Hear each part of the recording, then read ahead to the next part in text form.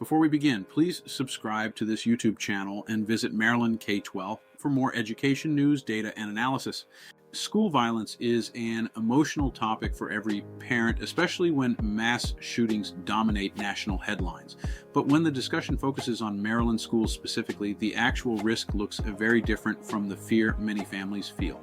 In Maryland, firearm-related incidents connected to schools are often described broadly as school shootings, but most of these events do not meet the definition of mass violence, which typically requires 4 or more victims in a single incident.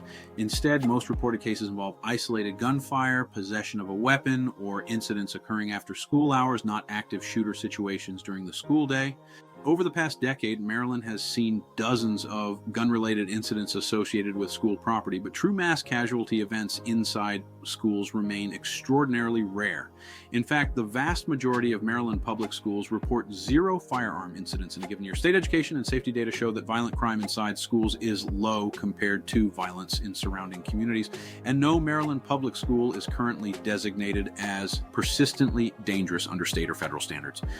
When firearm incidents do occur in Maryland schools, they are most often connected to current or former students rather than random attackers.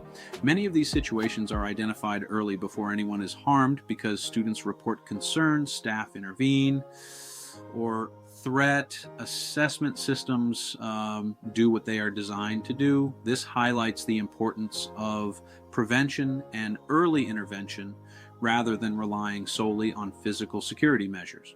Nationally, school gunfire incidents have increased over time, and that trend influences how risk is perceived everywhere, including in Maryland. However, even at the national level, mass shootings in schools remain rare events. When adjusted for population and student enrollment, the likelihood of a student experiencing mass violence at school is extremely low. Maryland's experience largely reflects that broader reality. The gap between perception and reality matters. Fear-driven narratives can lead to policies that increase anxiety without improving safety. Data-driven approaches focus instead on what actually reduces risk, identifying warning signs, supporting student mental health, encouraging reporting, and maintaining realistic emergency planning that protects students without traumatizing them. The takeaway is not that risk should be ignored. Any act of violence is unacceptable. But understanding the real risk in Maryland schools allows parents, educators, and policymakers to respond rationally, allocate resources effectively, and keep students safe without feeding unnecessary fear. For more Maryland-focused education analysis, subscribe to this YouTube channel and visit Maryland K-12 for additional content.